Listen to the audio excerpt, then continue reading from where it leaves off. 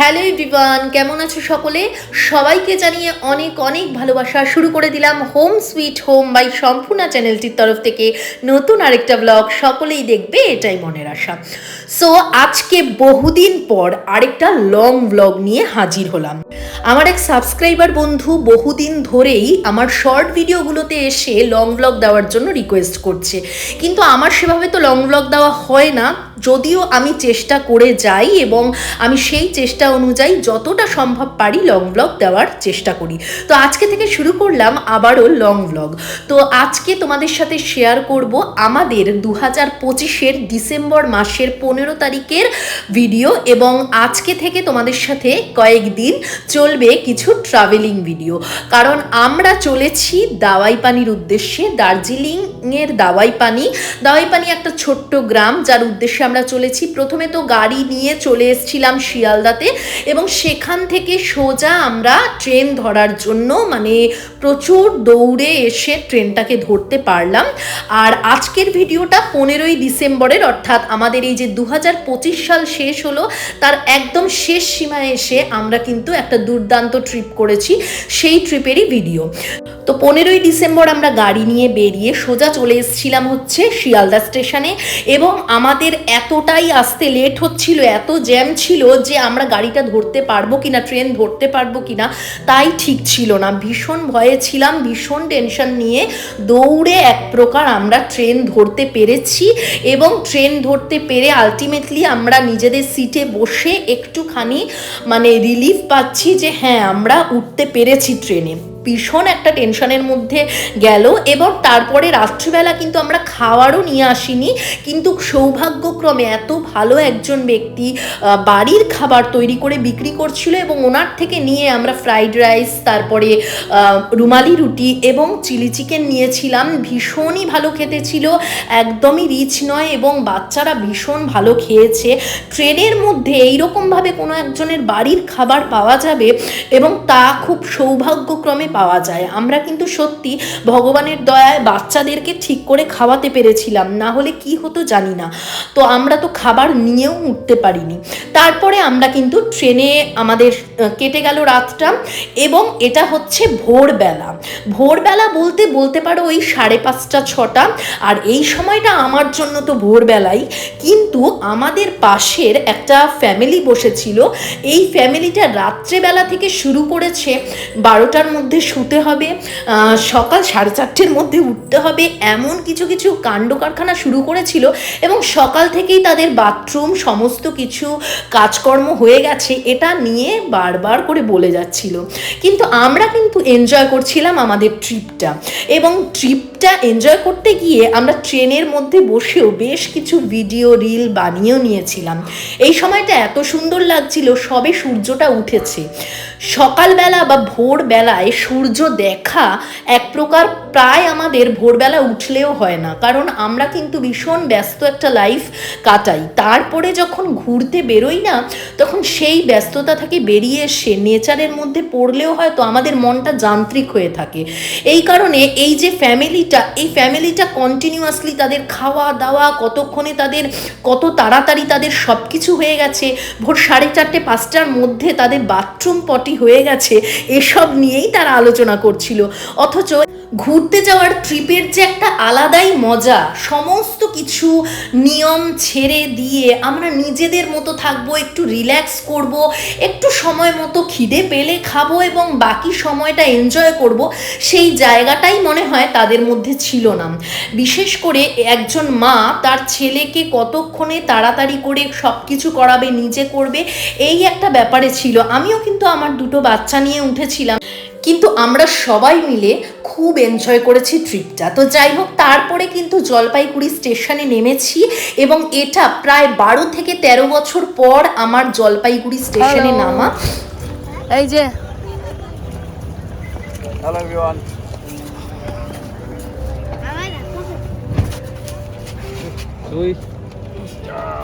Journey start. आपका मुंह भी थोड़ा दिखा दीजिए, और ड्राइवर साहब है, ब्लॉगिंग करते हैं हम लोग। তো যেটা বলছিলাম, আমাদের জলপাইগুড়ি স্টেশনে আমার আসা হচ্ছে 12 থেকে 13 বছর পর, আর আমার হাজব্যান্ডের আসা হচ্ছে প্রায় 30-32 বছর পর। মানে বলতে পারো আমার হাজব্যান্ড যখন ছোট ছিল সেই সময়ও এসছিল ডুয়ার্সে, ওখানে আমাদের আত্মীয় আছে আমার শ্বশুর বাড়ির। কিন্তু অ্যাকচুয়ালি আমার যেটা আসা হয়েছিল 10 থেকে 12 বছর কি 13 বছর আগে, সেটা কিন্তু আমার অফিসের তরফ থেকে আমি গিয়েছিলাম সিকিম ট্যুরে। তো সেই সিকিম ট্যুরে যখন গিয়েছিলাম তখন জলপাইগুড়ি স্টেশনে নামা হয়েছিল। তারপরে 13টা বছর 12টা বছর কেটে যাওয়ার পরে আমি এতদিন পর জলপাইগুড়ি স্টেশনে নামলাম।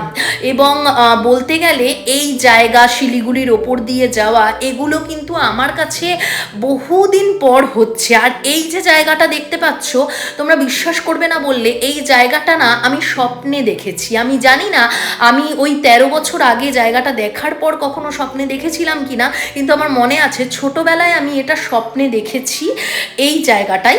কিন্তু অনেক সময় এরকম হয়, আমরা স্বপ্নে এমন কিছু জায়গা দেখি যেগুলোর সাথে বাস্তবের কিছু জায়গার মিল খুঁজে পাওয়া যায়, কিন্তু সেগুলোর কিন্তু কোনো রিজন থাকে না এবং আমরা জানিও না যে কিভাবে সেই জায়গাটাকে আমরা স্বপ্নে দেখেছিলাম আগে। তো যাই হোক, আমি কিন্তু অনেক ছোটবেলায়ও এখানে আসিনি। তো তোমাদের যেটা বললাম, আমি যখন জব করি, আমি অক্টাগনে জব করতাম, ওখান থেকে আমি আমার যে স্যার ছিল সেই স্যারের থ্রুতে আমরা অনেকেই এখানে ঘুরতে এসেছিলাম এবং সেটা কিন্তু অফিসের সমস্ত কলিগরা এসেছিলাম ঘুরতে। এবং এই ট্রিপটা করতে এসে আমাকে এই ট্রিপটা করার পর কতজনের যে সন্দেহ হয়েছে যে আমরা ট্রিপ করতে যাইনি, আমি গেছি ওখানে কোনো নিজের পার্সোনাল কারণে কারোর সাথে দেখা করতে এবং অন্যান্য অনেক কিছু মনে করা হয়েছিল।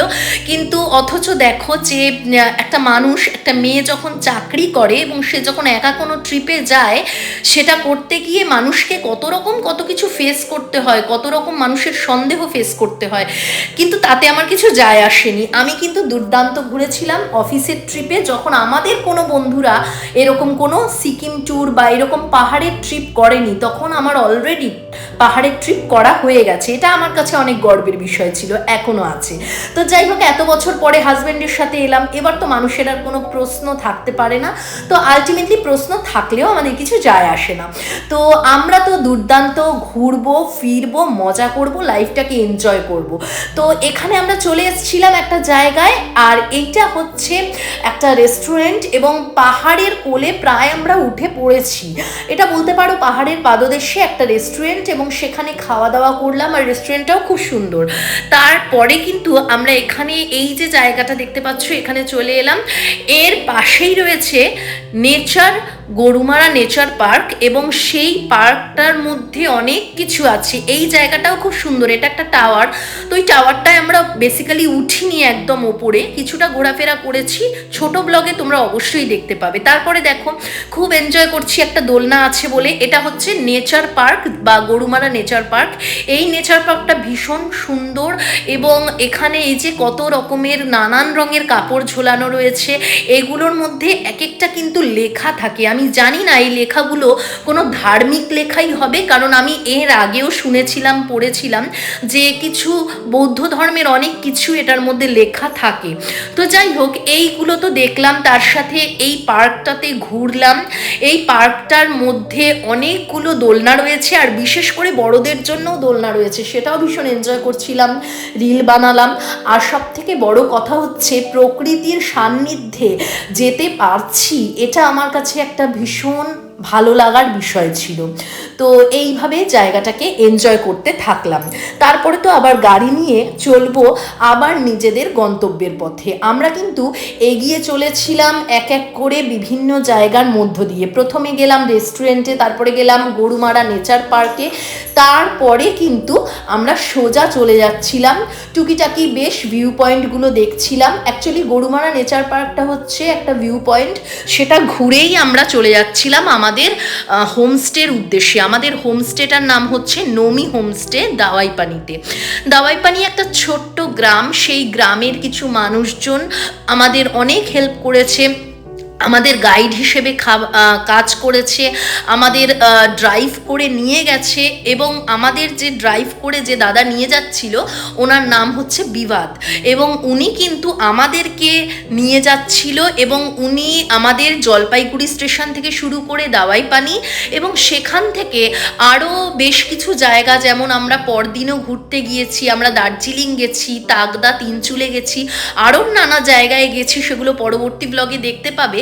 এই সমস্ত জায়গাগুলোতে এই বিবাদ দাই আমাদেরকে ঘুরিয়েছিল, আর আমি তো একদম একদম ওনার পাশেই বসেছিলাম আর ওনাকে বকবক করতে করতে পাগল করে দিয়েছি, কারণ আমি নানান রকম প্রশ্ন করছিলাম এখানকার ওয়েদার, এখানকার মানুষজনকে নিয়ে, গাছপালা, এই সমস্ত কিছু নিয়ে আমার প্রচুর প্রশ্ন ছিল। ওনার ফ্যামিলিতে কজন আছে এসব নিয়েও প্রশ্ন করেছি।